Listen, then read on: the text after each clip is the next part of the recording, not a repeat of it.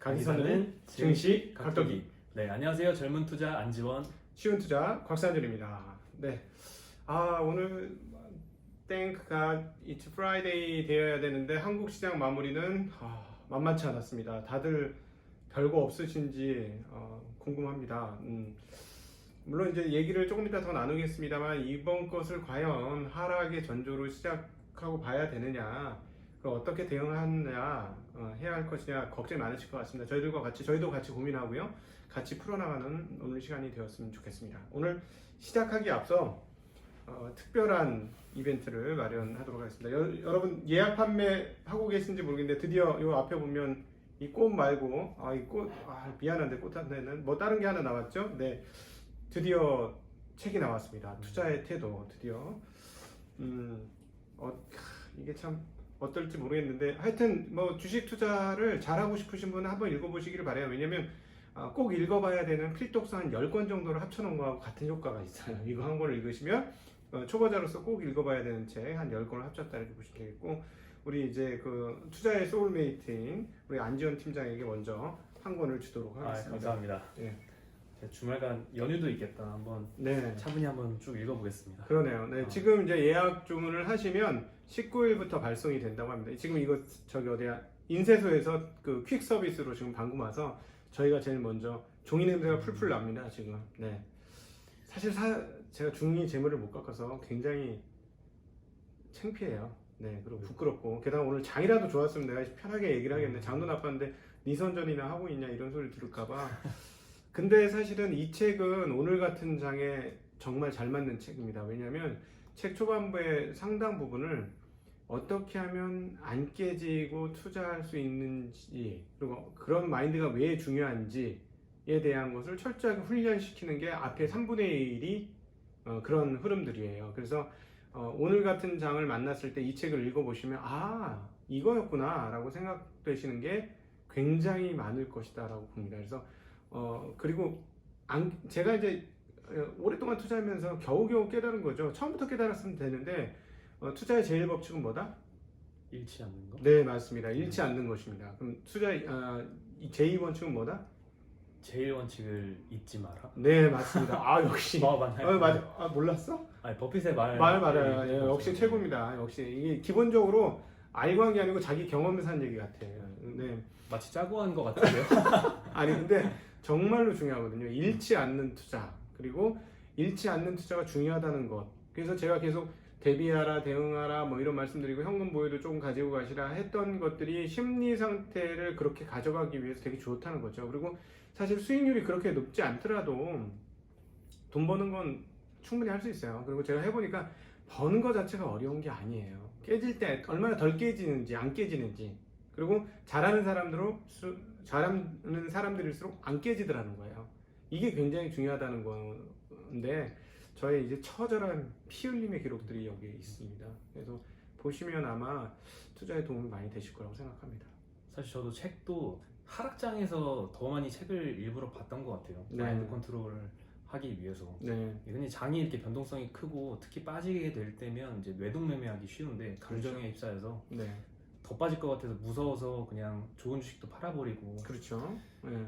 이런 경우가 있는데, 이걸 방지하는 방법 중에 가장 좋은 방법이 좀 책을 읽으면서 자기의 투자관을 되돌아보는 게 아닐까 싶습니다. 맞습니다. 네. 맞습니다. 그래서 훌륭한 사람들은 자기가 쓴 글을 읽기도 한다고 하더라고요. 네. 근데 저도 지금 무슨 책을 읽고 있냐면 1929년 대폭락, 갤브레이스의 책을 읽고 있는데요.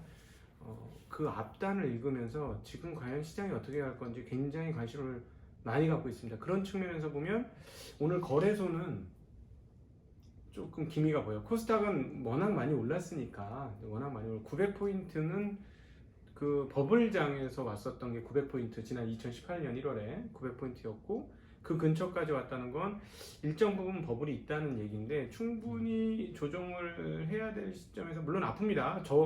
저도 지금 잔고가 좀 빠졌어요.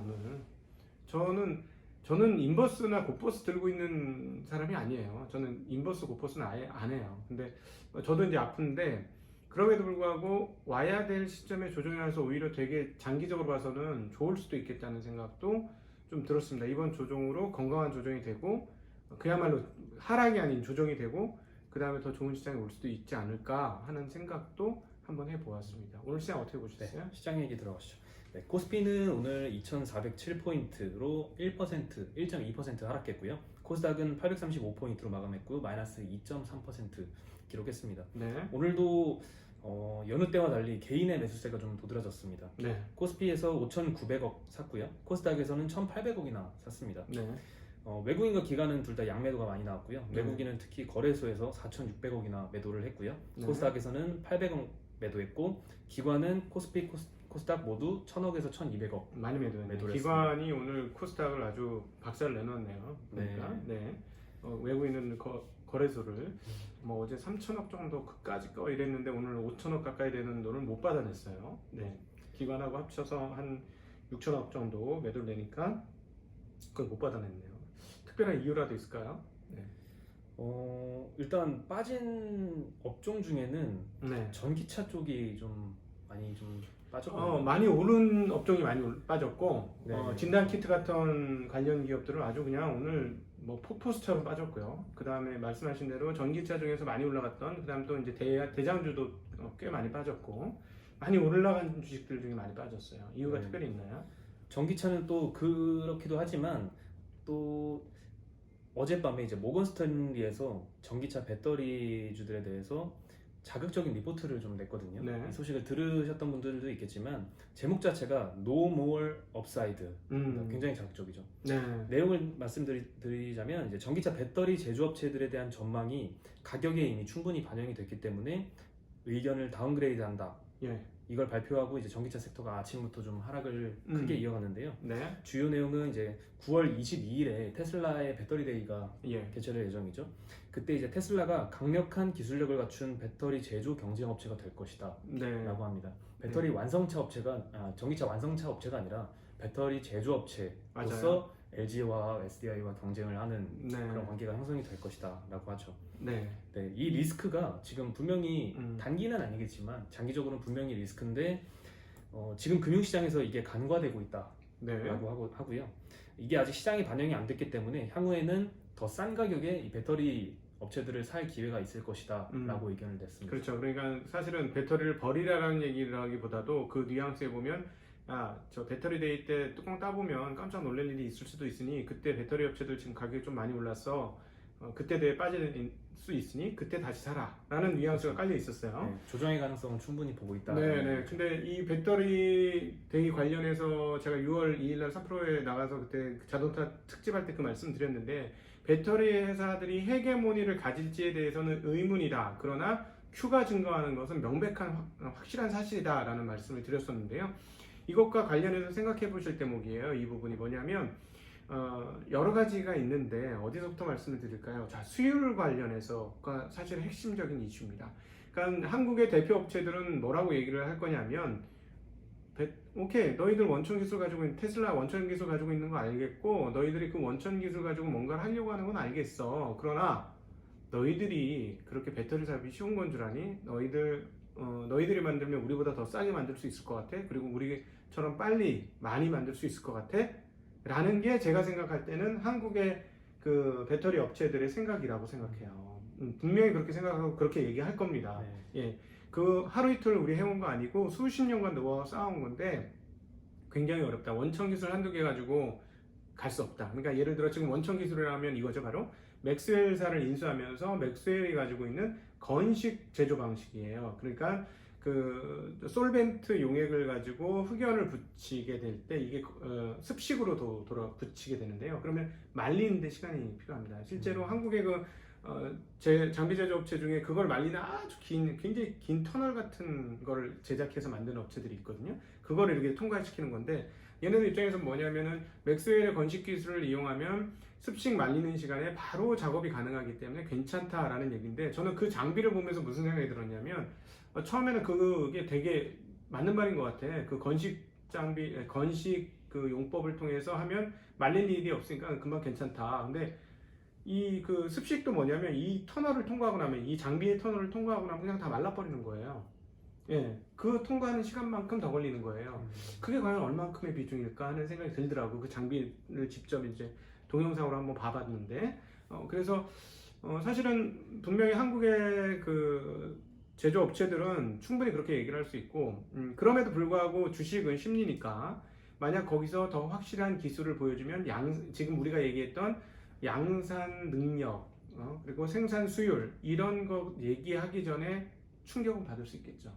심리적으로 먼저 이게 획기적인 기술이구나. 근데 실제로 그 기본적인 기술을 가지고 있는 테슬라가 한국의 배터리 3사만큼의 실력을, 양산 실력을 갖추는 게 바로 가능할 것이냐, 이건 잘 모르겠다는 거예요. 그렇죠. 그래서 네. 단기에는 이제 한국 배터리 업체들의 입지가 네. 크게 위축되지는 않을 것이다라는 게 네. 중론이고요.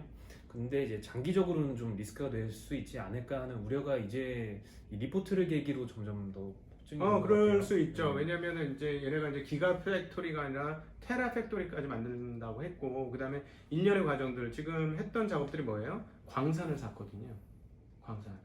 요거 관련해서 제가 나중에 에너지 관련해서 한번 동영상 한번 만들어 보려고 하는데, 지금 저녁 시황이라 이걸 다 할 수 없어서 근데 이 결국 나중에 에너지 패권 싸움은 저는 광산 싸움으로 번지게 될 것 같습니다.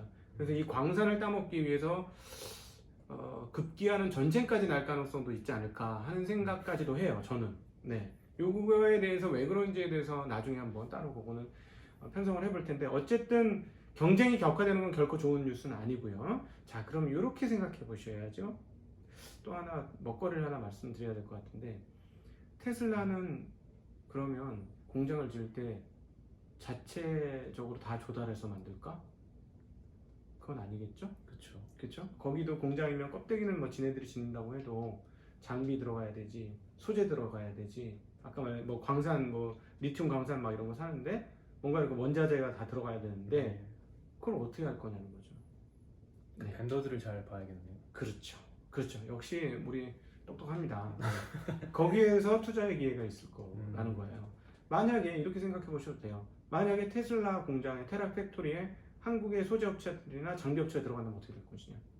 지금은 우리는 셀 업체들, 완성품 셀 업체들에 대해서 헤게모니가 좀 흔들리는 거 아니냐. 그러나 제 모두에서는 그거는 결국 수율 문제인데, 시장에서 심리적으로 충격받는 것과 진짜 셀의 생산 수율을 비교할 때까지의 시차 동안에 좀 충격받을 수 있지만, 얘네가 공장을 짓는다고 할 때 다 미국산만 할 수 있을 것이냐는 거예요. 그러기 어려울 거라는 거지. 예, 그렇다면 어떻게 될 것이냐. 거기에서 기회를 찾는 한국 기업들도 생기지 않겠는가. 이런 생각도 해볼 수 있습니다.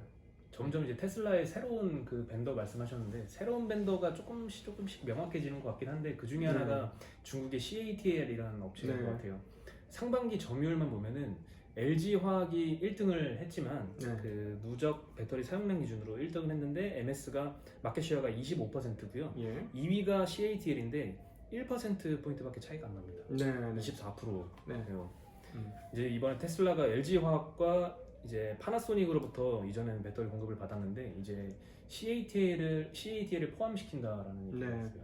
근데 과연 이제 CATL이 과연 롱레인지의 퍼포먼스를 보여줄 수 있을 것이냐. 그러니까 지금 얘기는 이거죠. 인산철 배터리를 가지고는 이게 거리가 안 나오는데 얘네들이 가격을 엄청나게 후려친다는 설이 있어요. 지금 뭐 그 그리드 페러티라고 얘기하는 1kWh당 100달러까지 오느냐가 이제 그리드 페러티 얘기를 하고 있는데, 실제로는 지금 120달러대, 그리고 테슬라는 아마 110달러대 선에서 공급을 받고 있는 것으로 추정이 됩니다. 정확하진 않지만 이거 누가 알려주겠어. 근데 어쨌든 그렇게 추정이 되는데, 이 인산철 배터리를 어떻게까지 얘기가 나오냐면 80달러 언더 뭐 이런 얘기까지 나오고 있어요. 중국하면 역시 가격. 가격 경쟁. 그러니까는 계속 뭐라고 말씀드렸죠? 테슬라의 핵심은 뭐예요? 테슬라의 핵심 중에 핵심 뭐냐? 싸게 또 싸게. 이게 핵심이거든요. 그래서 싸게 해서 많이 만들자. 근데 이게 굉장히 훌륭한 전략인 거예요. 현존은 하는 전략으로는. 그래서 점유율을 쭉쭉쭉쭉 치고 나가니까 다른 회사들하고 막 이렇게 격차가 벌어지면서, 이게 그 다음 단계가 뭐예요? 자율주행 단계로 넘어갈 때는 누가 첫 번째 헤게모니를 잡았느냐가 가장 중요하잖아요. 그건 우리가 아마존이라든가 뭐 구글이라든가 해서 다 봤잖아요. 그러니까 이런 그 구독 경제로 갈 때는 누가 덩치를 제일 빨리 키워서 먼저 1등이 될 것이냐가 가장 중요한데, 그거를 읽고 그렇게 가고 있는 거 아닌가 하는 생각이 드는 것이죠. 테슬라가. 네. 그렇죠. 물론 가격도 있지만 테슬라를 이제 가격이 싸다고만 사는 건 아니잖아요.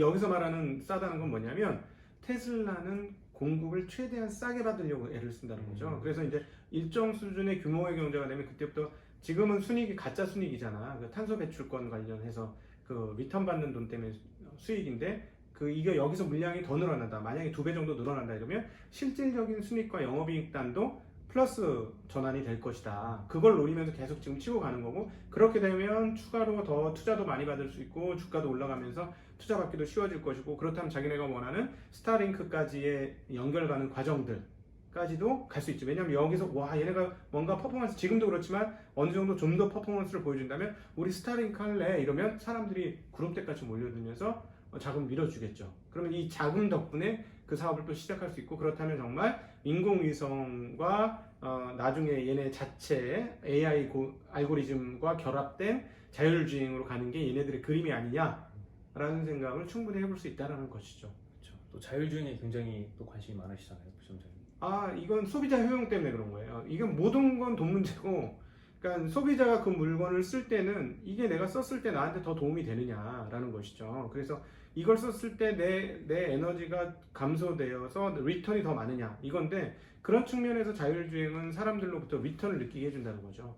그래서 저는 이게 된다는 거예요. 그러니까 모든 산업 패턴에서 우리가 핵심적으로 봐야 되는 건 뭐냐면 산업의 공급단에서는 생산 효율성이 중요하지만 소비단은 소비 효용이 중요합니다. 이 소비 효용이라는 건 내가 똑같은 1달러를 냈을 때 나한테 돌아오는 게 얼마이냐 이건 거죠. 네, 그런 측면에서 저는 자율주행이 가능성이 있다고 보는 그런 측면입니다. 네. 그렇군요. 네, 오늘 이거 시장 정리가 되는데 갑자기 전기차 얘기가 굉장히 길어졌네요. 네, 네. 그리고 이제 코로나 관련된 주식들이 좀 많이 떨어졌어요. 네. CGN이 대표적이죠. 오늘 한 19% 떨어졌고요. 네. 다른 뭐 진매트릭스, 한국알코올 이때까지 뭐 코로나 네. 테마성으로 올랐던 종목도 이제 하락세를 이어가고 있습니다. 네. 이거를 뭐 백신에 대한 시장의 기대라고 봐야 될까요? 이렇게 되는 거죠. 어차피 미래를 땡겨왔는데 사실은 미래를 땡겨오다 얘는 현실이었잖아요. 지금 2분기, 3분기 실적 나오는 건 정말 어마무시하지 않습니까? 그러니까 갑자기 비싼 주식이 이건 말도 안 되게 이렇게 많이 오르 몇 배씩 오르는 게 말이 돼 했는데 실적을 딱 뚜껑을 열어보니까 오른 만큼 실적이 나오네 했는데 이 실적을 미래에서 계속 땡겨올 수 있으면 지탱이 되는데 백신이 나온다 아니면 미래가 불안해지는 거지. 얘네들은 백신도 불안한 미래인 거고 그 어떤 개선도 불안한 미래인 거고 지금 보면 미국에서도 약간 개선되는 조짐이 약간 보일랑말랑 하잖아요. 그런 게 하여튼 상황이 좋아지는 게 모두 불안한 미래인 거예요. 얘들은. 그러니까 이게 지금 과연 그때 그만큼 팔릴 것이냐 하는 점과 지금 마진율이 어마무시하잖아요. 네, 마진율이 어마무시하면 무슨 일이 벌어집니까? 경쟁업체가 반드시 등장하게 되죠. 예. 그리고 생산 캐퍼가 예를 들어 마진율이 50% 60% 되면 미래에 볼 거 있어요? 딱 두 분기만 나 돈 벌면 돼 하고 캐퍼시티가 늘지 않겠습니까? 당연히 이건 당연히 기업들은 그렇게 할 수밖에 없으니까 캐퍼시티를 늘릴 수밖에 없고 그러면 조만간에 캐퍼시티가 늘어나면 경쟁업체들이 치고 들어오고 가격 경쟁력을 가격은 점점 격화되면서 가격은 마진율은 떨어질 수밖에 없다라는 게 이제 생각이 되는 거죠. 지금 시점쯤 되면. 마진율은 또 이미 떨어지고 있는 것 같더라고요. 네. 벌써부터.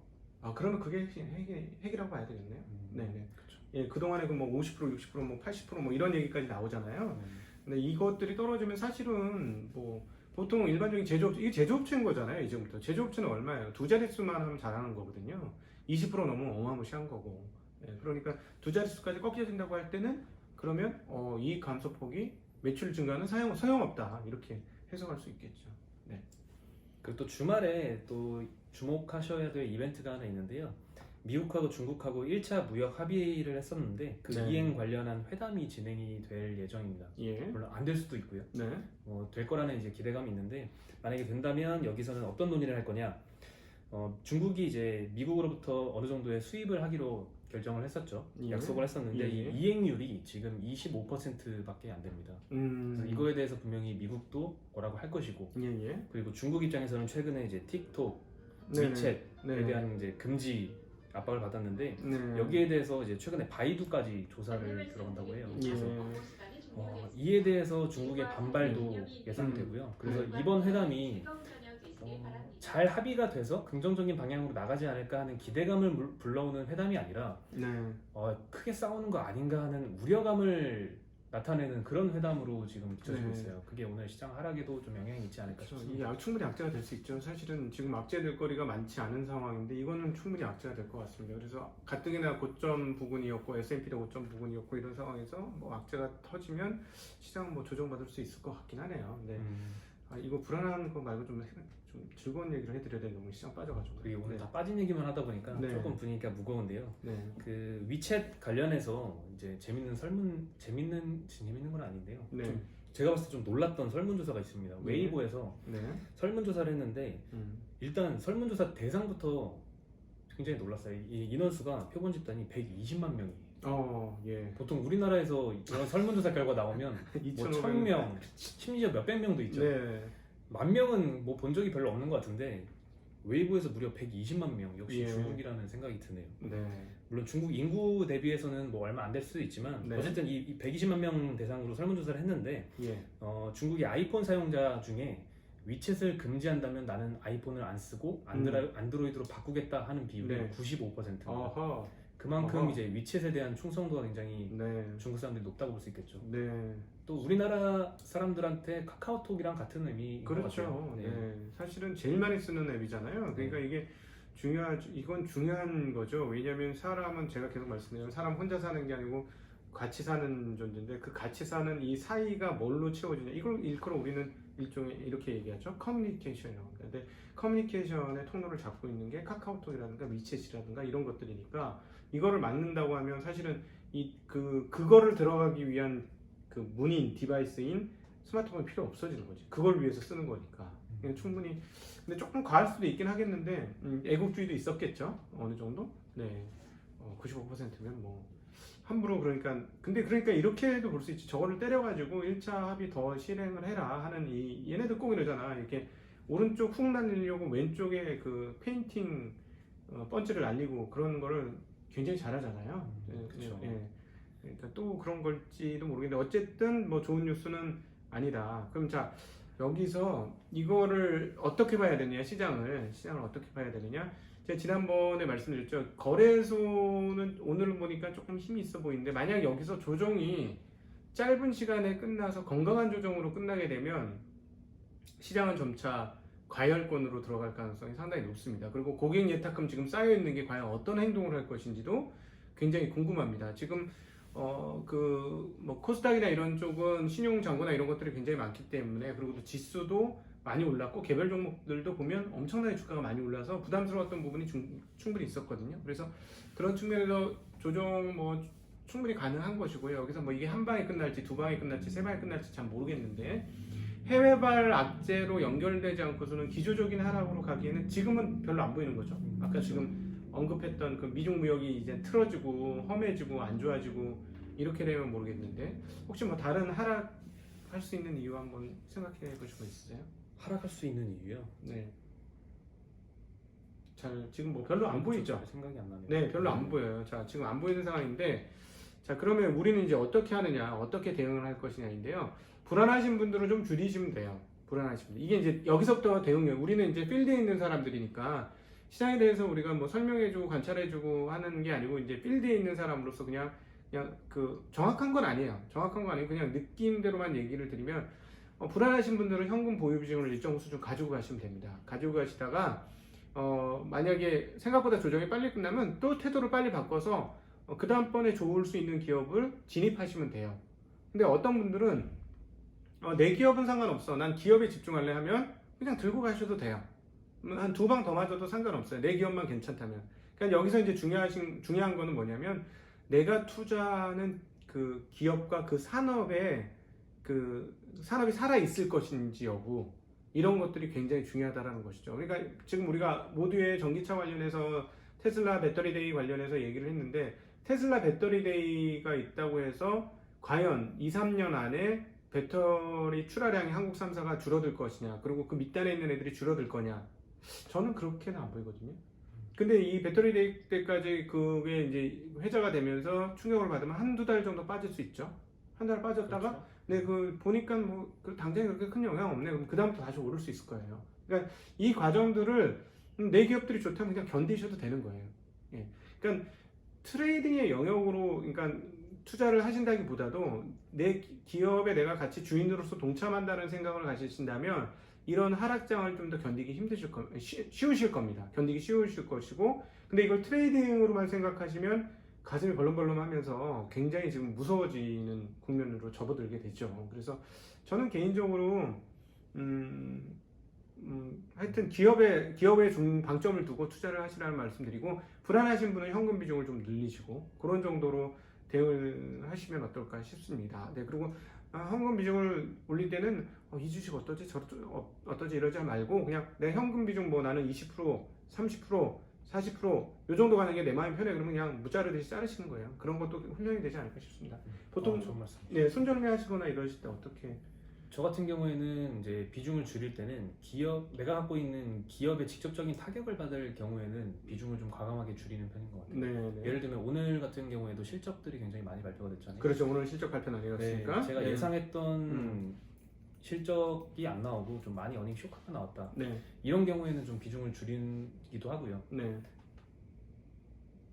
다만 이제 내가 갖고 있는 기업의 이슈가 아닌데 뭐 이런 시장 리스크 때문에 주가가 좀 떨어졌다. 네. 이럴 경우에는 오히려 미래에 대한 기업의 확신만 변하지 않았다면 오히려 비중을 더 추가하고 있고요. 그렇죠. 실제로 그렇습니다. 지금 제가 이제 현금 보유 비중 얘기를 드는 게 이럴 때 현금 보유 비중 갖고 있는 게 왜 중요하냐면 마음이 들리시거든요. 왜냐면 이걸로 내가 언제 집행하지? 하는 거예요. 근데 현금 보유 비중도 굉장히 중요하죠. 저는 이제 최근에 저와 함께 하신 분들은 현금 보유 비중이 절반 정도가 다 넘어요. 그러니까 이런 분들은 과연 어느 시점에서 이 현금을 써서 들어갈 것이냐 이런 고민을 하게 되거든요. 예.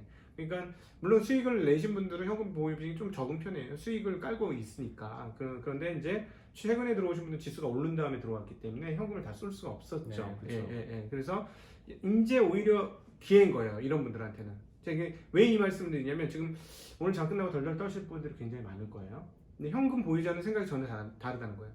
오히려 떨어지길 기다리고 있다는 거지. 떨어져라, 떨어져가. 나 이제 드디어 주식으로 좀 바꾸자, 현금 좀. 이렇게 되는 거거든요. 그러니까 중요하게 꼭 드리고 싶은 말씀은 궁지에 몰리시면 안 돼요, 심리적으로. 냉정하게 판단하셔야 돼요. 궁지에 몰리시면 잘못된 판단을 합니다. 그러니까 냉철하게 깨진 건 깨진 거고, 수익 난 건 수익 난 거고, 다 제끼고, 내 기업의 전망이 어떠느냐. 그걸 중심으로 생각해 보시기를 한번 권유드려 봅니다. 네. 우리 그 청취자, 구독자에게 하시고 싶으신 말씀. 네. 일단 저에 대해서 이제 좀 언급을 많이 이제 댓글로 좀 해주시더라고요. 네. 칭찬해 주시는 분은 너무 감사드리고요. 네. 이제 반면에 이제 쓴소리도 해주시는 분들은 이제 네. 제가 이제 반면교사 삼아가지고 네. 더 이제 반성하고 이제 더 나아갈 수 있는 계기로 삼으려고 하니까요. 이제 단점이 있으면은 잘 짚어주시면은 제가 네. 그 부분은 잘 반영을 해서 개선하도록 노력하겠습니다. 항상 따뜻하게 말씀해 주셔서 감사하고 드디어 아내분께서 이거 보셨다며요.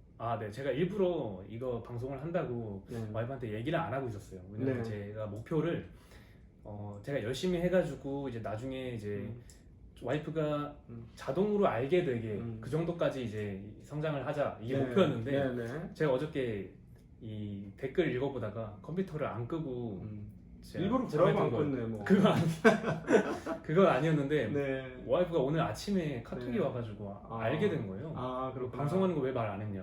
그래서 생각보다 빨리 알았네. 내가 이렇게 이게 우리가 많이 퍼졌나 생각했는데 그게 그게 아니라 아니었어. 제가 컴퓨터를 그래서 아직 한 구독자 한 10만 주면 넘어야 그 뭐 퍼지죠. 그쵸. 네, 우리는 아주 그냥 소박한 방송입니다. 제가 30초 딱 자만을 했고 그 다음에 네. 다시 정신 차리고 다시 네. 열심히 해야겠구나 싶었어요. 이제 아내가 알게 됐으니까 더 열심히 하셔야 되겠네요. 그럼요. 그렇죠? 네, 아내가 채찍을 누구보다 세게 갈 거 아니야? 그렇죠. 뭐라고 하던가요? 첫 번째 소감은? 그냥 귀엽다고 하던데. 네, 우리 귀여운 우리 갑자기 이름이 생각이 안 났어. 저는 안지원입니다. 안지원. 네. 네. 안지원. 우리 안지원 팀장님 IRP가 아직 안 들어왔습니다. 그렇게 얘기했는데 IRP 안 들어오네요. IRP 꼭 넣어주시고요. 그다음 주말에 너무 걱정하지 마시고 미국 시장 보고 생각하시자고요. 네, 내일 아침에 제가 미국 시장 정리 다시 해드리도록 하겠습니다. 오늘 하루도 고생 많으셨습니다. 한 주간 수고 많으셨습니다. 주말에 행복한 시간 되시고 이제 연휴가 되었네요. 연휴는 마음껏 좀 풀어놓고 허리띠도 풀고 좀 편하게 지내시기를 바랍니다. 자, 그럼 Thanks God, it's Friday. 금요일 우리 오늘 마감 시간 마치도록 하겠습니다. 우리 마감 인사 드리겠습니다. 네, 안녕. 안녕.